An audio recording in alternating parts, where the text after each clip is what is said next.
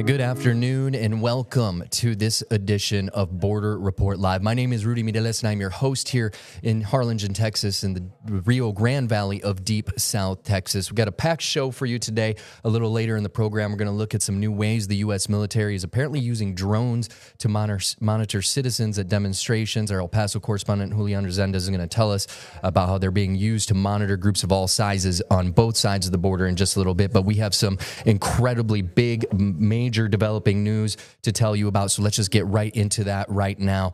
If you haven't seen today, we are following breaking news out of Dallas, where a shooter apparently targeted an ICE field office and detention facility. Now, a lot of things are coming in, and here's what we know now. Now, according to officials, this happened just after 6 o'clock this morning. The FBI says the shooter opened fire from an elevated position at a building that was next to the building. The victims apparently were all detainees at that facility. 3 were shot, and so far 2 of them have died. The other condition of the other victim, that third individual shot, has not yet been released, and we are working to find out what happened with them and how they are doing at the moment. The FBI said that no ICE officials were injured in this attack. Now, moving on to the shooter, the FBI said he was found dead from an apparent self-inflicted gunshot wound, and he reportedly fired multiple rounds at the building. Several officials from the federal level all the way down to the state level are reacting about this. In a post on social media, FBI Director Kash Patel posted an image that he says shows ammunition that was found at the scene. Patel and the FBI said the unspent rounds contained, quote, anti-ICE messages. Now, this is very similar to things that we have seen in recent months. But to continue, the FBI said the shooting is, quote, an act of targeted violence. Senator Ted Cruz was at the scene this morning with other officials, and he said that this is the third alleged incident where ICE or Border Patrol agents have been the target of violence. This is the third shooting in Texas directed at ICE or CBP. This must stop.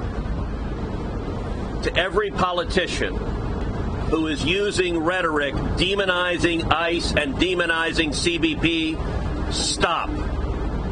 To every politician demanding that ICE agents be doxxed and calling for people to go after their families, stop. This has very real consequences. Look, in America, we disagree. That's fine. That's the democratic process. But your political opponents are not Nazis. We need to learn to work together without demonizing each other, without attacking each other. Now, as you just heard Senator Cruz say a moment ago, he referenced the doxing of federal agents, and that is something we have been talking about in just this past weekend, as we've reported right here on Border Report Live. Governor Gavin Newsom of California signed a bill into law that requires ICE agents and other federal agents to be maskless and not have masks on, and the response from the federal government was that those alleged doxing incidents of agents is the reason why they are not going to comply with that state law. If we have time later in the program, we're going to have more on that from our San Diego correspondent, Salvador Rivera. But moving on in this breaking news, there was an attack on July 4th at the Prairieland Detention Center in Alvarado. That's just southwest of Dallas. Now, according to the Associated Press, a local police officer was shot in the neck in that ambush-style attack. He luckily survived, but 11 people so far have been charged in that incident.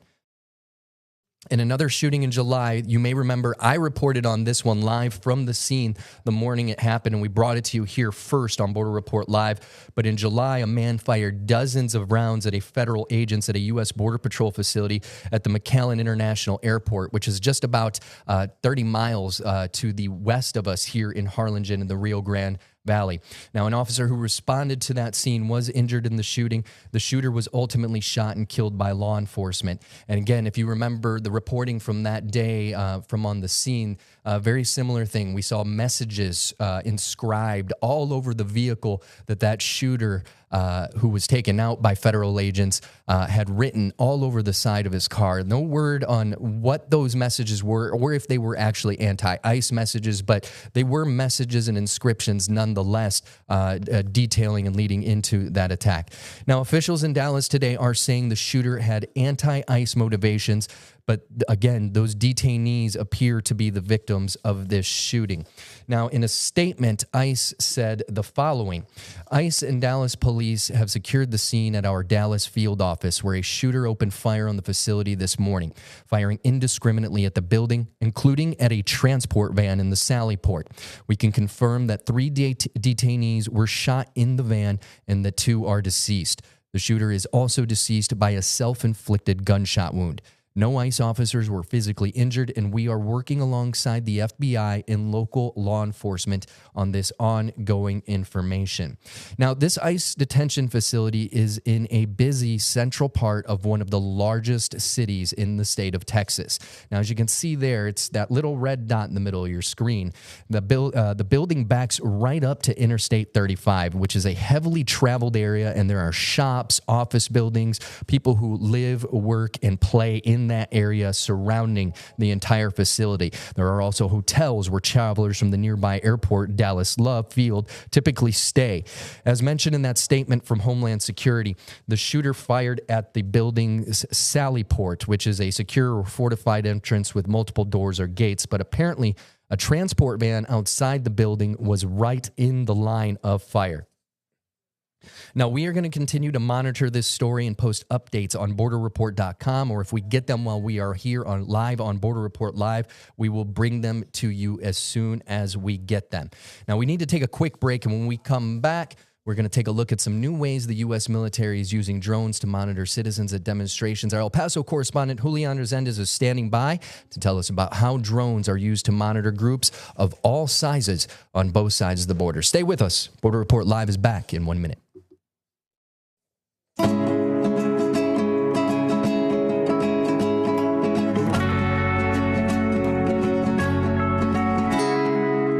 And welcome back to this edition of Border Report Live. My name is Rudy Mireles, and I'm your host here in Harlingen, Texas, in the Rio Grande Valley of deep South Texas. Now, there's controversy over the use of military drones to monitor demonstrators in the U.S. Now, this happened over the summer in Los Angeles, and we're not just talking about like those little drones that you can go and buy at Best Buy or another big box store. We're talking about MQ-9 Predator drones. Now, according to the Los Angeles Times, a California lawmaker has filed a bill to ban the use of those military drones to monitor demonstrators, and it has the support of local officials there.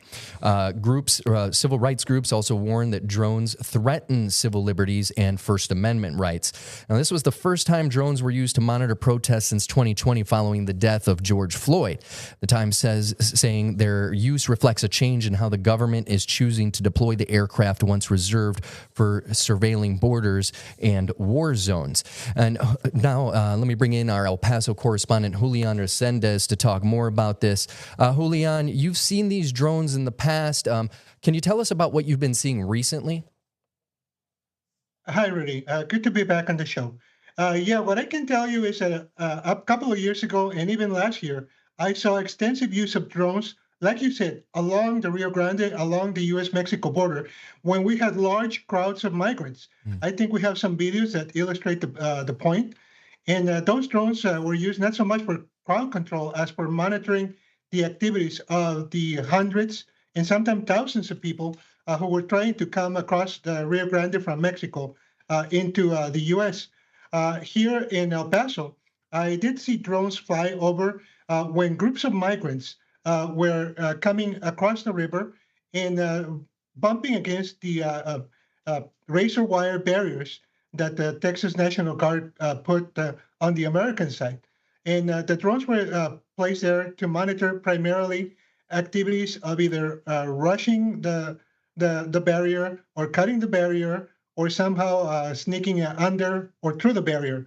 So that's what I saw. And it was quite an aggressive use of drones, sometimes coming in pretty low, I guess, to identify exactly who was trying to sabotage the razor wire or who was coming in. For the most part, I can tell you it was just families trying to sneak across, get past the Texas soldiers, and surrender to federal authorities during the Biden administration days, which aren't that far back. We're talking even just prior to January. So there you see some of the crowds that used to gather at the border prior to Trump, and why drones were used at that time. Now, I can tell you that we've had a few protests against immigration policies in El Paso, but by far, those protests have been peaceful, and I have not seen here in El Paso the deployment of military drones to monitor those protests. But the demonstrators themselves, whenever they congregate people, they call them to those gatherings. They emphasize themselves. This is a peaceful gathering. It is a peaceful protest. So I think it's kind of commensurate when the military or the federal law enforcement uses aggressive monitoring techniques commensurate to the tone of the protest. At least that's what we've seen here on the border. Yeah, speaking of migrant encounters, they have been creeping up just a little bit, but they're still within those historic lows that we've been reporting over and over the last few months. Border Patrol arrests along the southwest border jumped 37% from July to August, according to newly released data from CBP. And I think, if I'm not mistaken, July 25th was actually the lowest amount of apprehensions, and I might be off on that day specifically, but it was in July that we saw the lowest amount of apprehensions in a very, very long time across the southern border. What else are you kind of seeing in this data? Well, Rudy, here at Border Report, we alerted the public to this trend even maybe even 4 weeks ago. Mm-hmm. And we have the benefit of being able to monitor and report on both sides of the border. If you monitor Mexico, you know what's coming to the U.S. So we knew this was coming. And what's going on is there's a couple of dynamics. We have seen change from the Venezuelans, the Ecuadorians, the Brazilians, even the Turkish nationals that approached the border during the Biden years. What we're seeing now is Mexicans.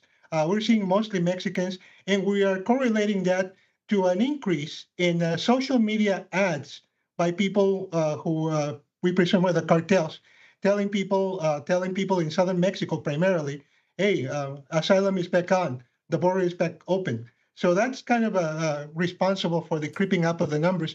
As you see there in the chart, the El Paso sector, as well as your Rio Grande Valley sector, Mm-hmm. are the ones that are receiving the highest number of people right now. And even though we're still very low, you do see the increase, and you see the pattern. Those are two areas in which cartels are very, very active. Obviously, you have the Gulf Cartel right there in Matamoros. You have various elements of the Northeast Cartel or the old Zetas operating in Laredo.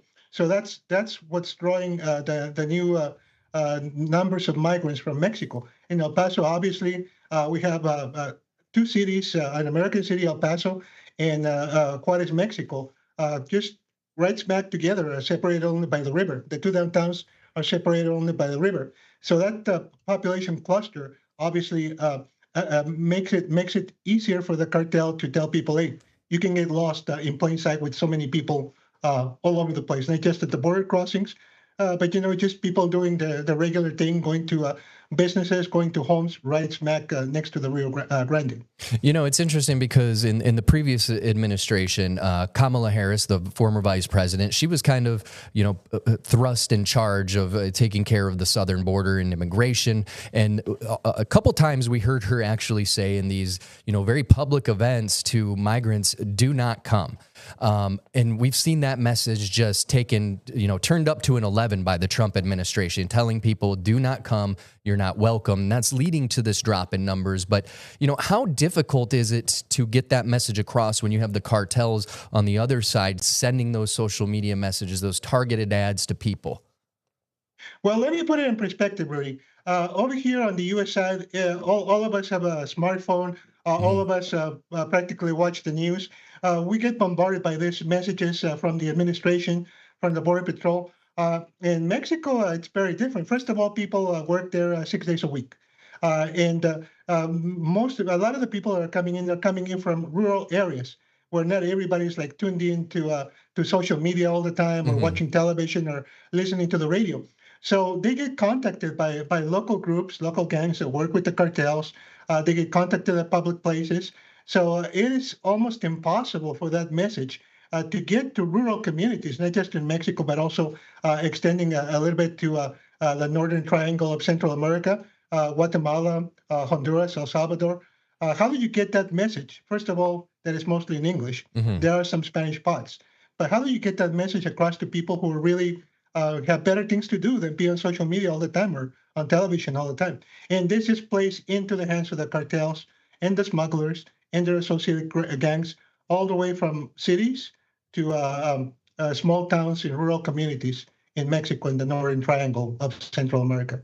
You know, one of the things that we saw in during the Iraq War, and it was we would have people going out, you know, from village to village to speak with local officials in the local villages and to kind of give them the messages of, you know, if you're harboring a bad guy, we're going to come after you too.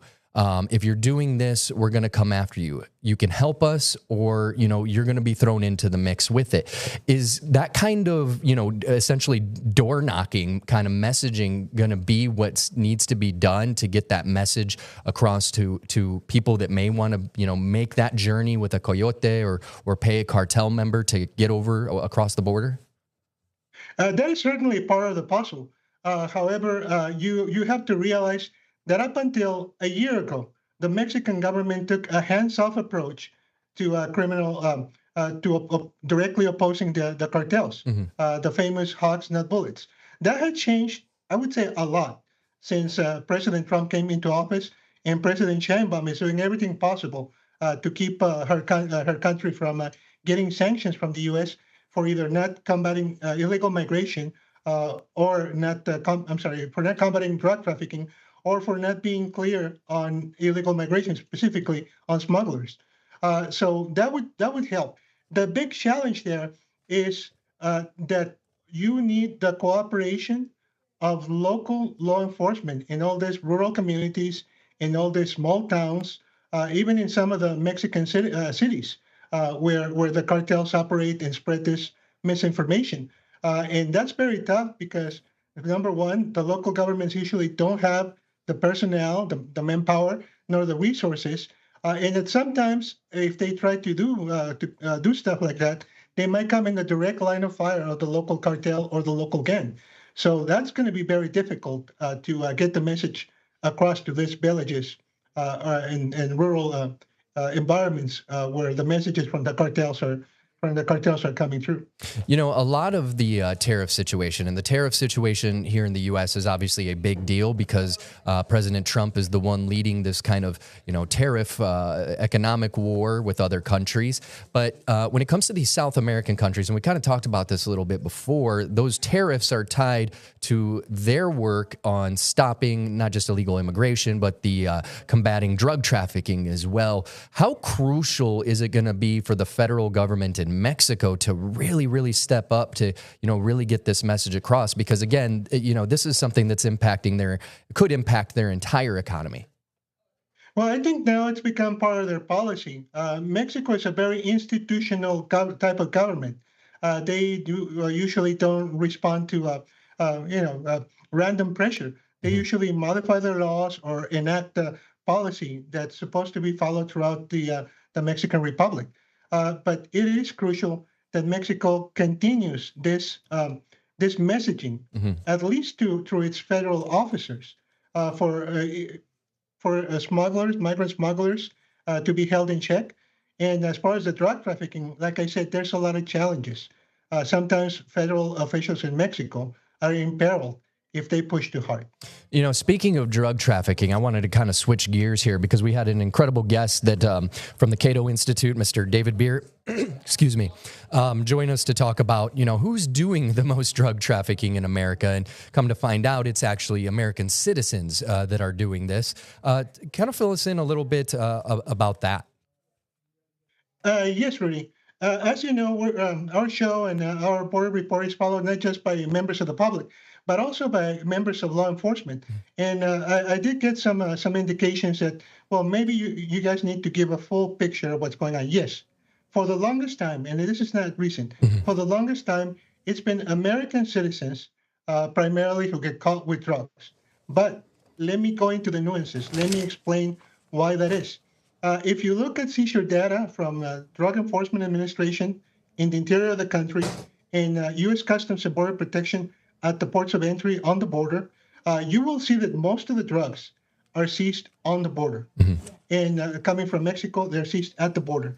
And why is that? Because the drugs are held or produced or transported through Mexico. Now, to get them across the border through the ports of entry, which right now have become the weak link in the chain of border security when it comes to drug trafficking, because drugs are so easy to stash on your person, on your glove compartment, on your vehicle. What happens is that to cross that border, you need to be lawful, either a lawful permanent resident or a U.S. citizen. So most of the people coming across are U.S. citizens. Most of the drugs coming across from Mexico into the U.S. Are coming into ports of entry. So hence, a U.S. citizen needs to be bringing those drugs. I got some information from the U.S. Sentencing Commission that shows, yeah, absolutely. 84.5% of individuals sentenced in the U.S. for drug trafficking offenses or for drug smuggling are U.S. citizens. However, there is a high percentage of people who of Hispanic origin among those statistics. And again, the reason is very clear. Because you're crossing the border, because you're a U.S. citizen, you're probably living in these communities that are heavily Hispanic. Brownsville, 90% Hispanic. El Paso, 80% Hispanic. And the cartels, the drug traffickers, obviously recruit local people who they can speak to in the same language. 70% of us here in El Paso speak Spanish or another language other than English at home. So they need to communicate with them. They need to trust them, because cartels are very family, very centralized command operations. They don't trust just anybody. Somebody from Minnesota comes in to the border, crosses the border, and says, "Hey, I want to take some drugs." They're either going to laugh at him or do something worse. So it doesn't happen that way. Locals are heavily targeted, like Mr. Beer said last time. Primarily those who don't have a job, those who have either gang affiliation or relatives who have gang affiliation, people that the cartels or traffickers will trust. And that explains why such a high percentage of those U.S. citizens are either people from the border or people of Hispanic descent. They're being targeted by the cartel. You know, something interesting of note when it comes to those people that are being targeted to, work for the cartels is sometimes down here we see these reports from, for example, DPS's Operation Lone Star, and you'll see the ages of some of these traffickers, and we're talking teenagers, right? 18, 17. I believe I even once in the last couple of years saw a 16-year-old that was human smuggling specifically, but, they're really targeting these young people, as you said, without jobs. Have you seen that over on your side, the targeting of young people to do the dirty work for the cartel? Yes, absolutely. And again, one thing has to do with the other. If we're talking about a cartel, we're talking primarily about an organization that traffics drugs in addition to trafficking people. So what I have seen south of the border is an incredible number of young people in their early 20s, in their late teens, and 15 and up, being used not just to sell or try to smuggle drugs, but also to kill rivals, what they call the sicarios or hitmen. And again, there are reasons for this. The reason is you hire a young person in a country that has kind of lax laws against juvenile offenders. You minimize your risk. And also you kind of have a level of separation. These young people have no real direct knowledge of how the cartel operates. Sometimes they're told you're working for a group, let's say the Aztecas, and it's really another group, the Mexicles, who is hiring you. So they really have no inside knowledge of the cartel. So when they're caught, they have nothing really to tell that will betray the cartel. That's why they're being sought. And when it comes to doing the killings, the execution, same reason. You're a 15-year-old. You're probably not going to spend the rest of your life in prison. So there's an incentive, not just for us to use you, but for you to take the money, which is not that much, to the young teenager. $150 is probably a lot of money. Oh, yeah. Well, thank you so much for your reporting today, Julian. We appreciate it. Stay with us. We got to take a quick break. We'll be back in a minute.